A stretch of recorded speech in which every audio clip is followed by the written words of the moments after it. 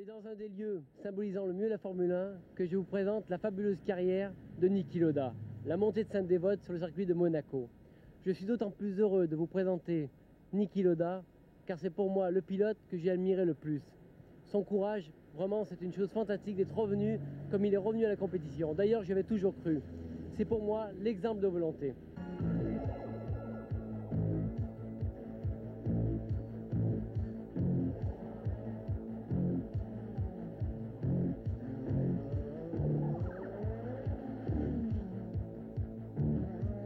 Nom Lauda, prénom Niklos dit Niki, âge 35 ans.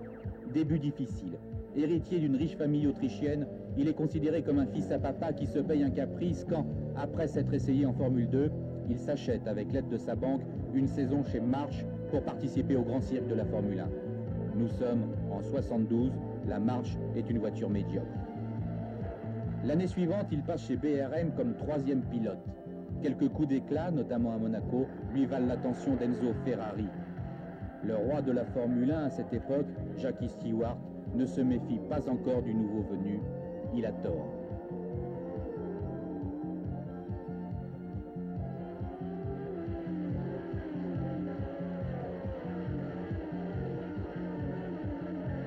Un an plus tard, Lauda, embauché entre-temps par Ferrari, remporte à Jarama en Espagne, sous la pluie, son premier Grand Prix.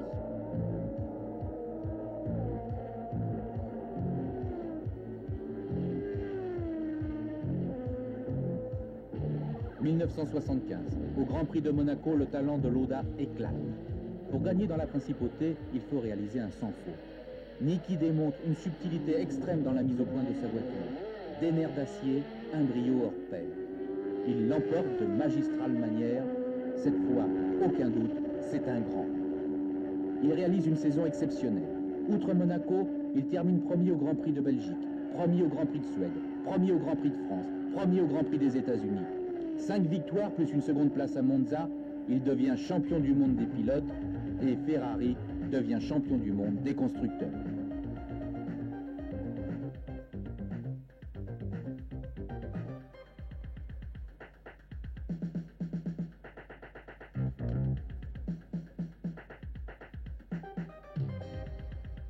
L'année suivante, en 1976, la domination de Lauda est encore plus écrasante. Il gagne au Brésil, en Afrique du Sud, en Belgique, à Monaco, en Angleterre. Il est bien sûr largement en tête du championnat du monde. C'est en toute sérénité qu'il prend le départ du Grand Prix d'Allemagne. On s'attend à une nouvelle victoire sur le fantastique circuit qu'était le Nürburgring. Mais le destin ne veut pas que Lauda soit à l'arrivée.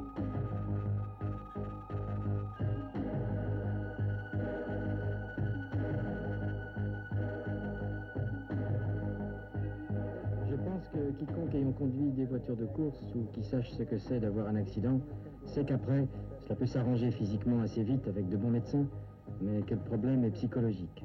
S'obliger à retrouver le style de conduite d'avant signifie atteindre la limite et parfois être capable d'aller au-delà. Atrocement brûlé, il reste pendant une semaine entre la vie et la mort. Incroyable! 40 jours après l'accident, couvert de pansements, Niki Lauda est à nouveau sur la piste à Monza. Toute l'énergie qu'il a montrée sur les circuits, il l'a mise au service de sa survie. 40 jours après l'accident, il s'assoit à nouveau dans le baquet de sa Ferrari. Mais le défi, décidément, est impossible. Son rival, James Hunt, est tranquille. Je suis vraiment relax. Niki, quant à lui, trouve le circuit très rapide. It's very quick, not easy. Interesting circuit because we haven't got one like this. Juste avant la course, Lauda craque. Il ne prendra pas le départ, abandonnant le titre mondial à James Hunt.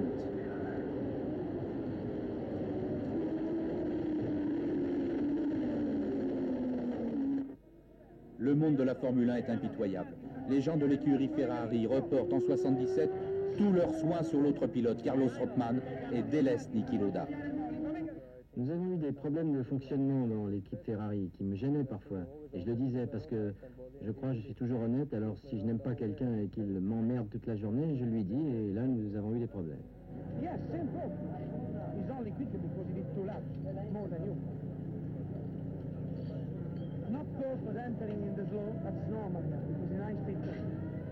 when I went to Argentina. Quand je suis parti en Argentine et au Brésil, je conduisais déjà comme avant, sans inquiétude ni problème, vous savez, par rapport à l'accident. Tout simplement, nous avons travaillé à améliorer la Ferrari, à redevenir compétitif le plus rapidement possible. Les résultats ne se font pas attendre. À Calamy, au Grand Prix d'Afrique du Sud, Lauda triomphe. Incroyable bonhomme que ce pilote de la Ferrari numéro 11 qui réussit à vaincre ses doutes, ses angoisses et l'hostilité des autres. La confiance est revenue et le duel Niki Lauda-James Hunt reprend de plus belle.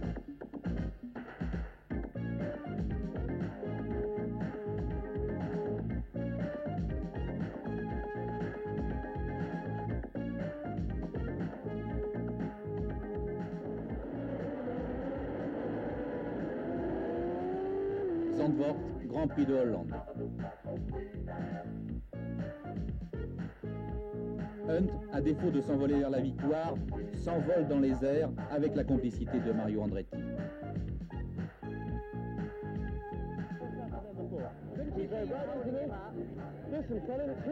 L'engueulade mémorable avec Colin Chapman, patron de l'écurie Lotus, n'entachera en rien le succès très net de Lauda, qui retrouve cette année-là son titre de champion du monde, ce qui ne l'empêchera pas de quitter Ferrari.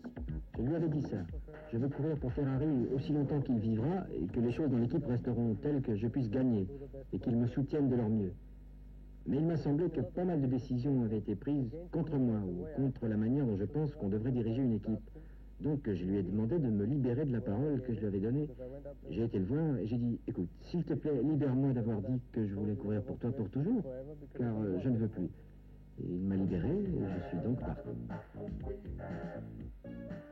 La légende de Lauda s'est forgée, mais il récuse ce qu'on dit de lui. Il n'aime pas qu'on dise qu'il fonctionne comme un ordinateur. Lauda en parle lui-même. Je suis un être humain comme vous, il n'y a pas de problème. Je ne crois pas être un ordinateur. La seule différence est que si je me rends sur un circuit, c'est pour courir, pas pour m'amuser, pour blaguer, ou passer du bon temps, ou parcourir le monde. Je ne vais pas en Argentine, au Brésil ou ailleurs pour jouer au tennis ou pour nager. J'y vais pour courir. À savoir que dès la première minute après mon arrivée, je pense à ma voiture. Et quand je pars, je pense à la course suivante.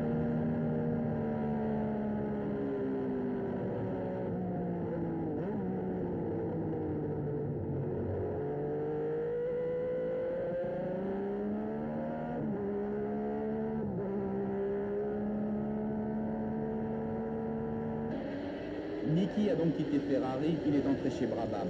Mais dans cette écurie, tout est à reconstruire.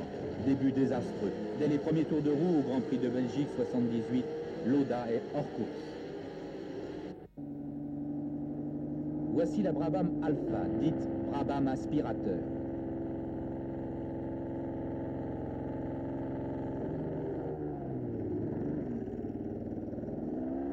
Très vite interdite, elle ne courra qu'un seul Grand Prix, mais permettra cependant à l'Autrichien d'accrocher une nouvelle victoire en Suède.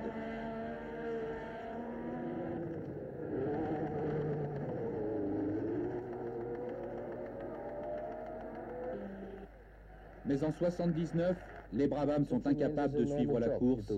Écœuré, Lauda abandonne le sport automobile sans même terminer sa saison. Surprise énorme fin 81, Lauda signe à nouveau chez McLaren. Il repique à la compétition. Thank you very much. La nouvelle saison commence bizarrement. Pour la première fois, les pilotes se mettent en grève. Lauda est avec Didier Pironi l'un des plus actifs de la contestation. À l'origine du conflit, un désaccord entre les constructeurs et les pilotes. Image insolite du circuit de Calamy, sans vroom vroom et sans odeur d'essence. La solidarité des pilotes aura raison des constructeurs qui abandonneront en partie leurs prétentions. Et le cirque repart. Long Beach en Californie, un Grand Prix fort mouvementé.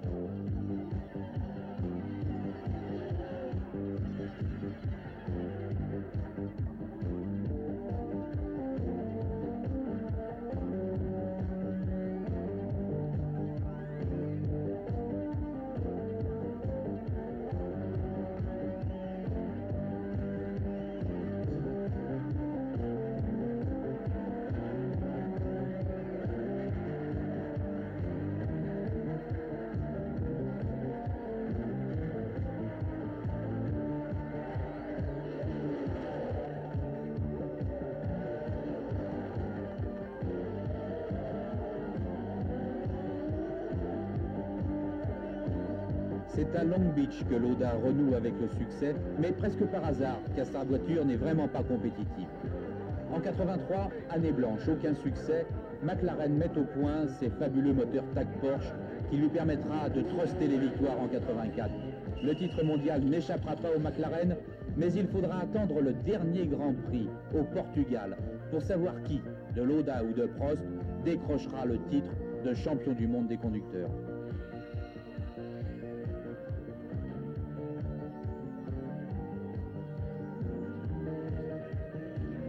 Les choses sont simples. Pour être couronné, Prost doit non seulement impérativement gagner, mais il faut en outre que Lauda ne soit pas second. Les deux amis, mais en l'occasion frères ennemis, vont se livrer une bataille acharnée. Prost mènera la course et l'emportera, il ne pouvait faire mieux.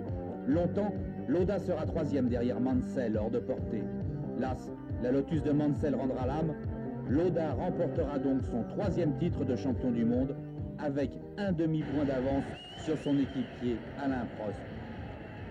Une victoire à l'arraché qui ne départ pas la légende.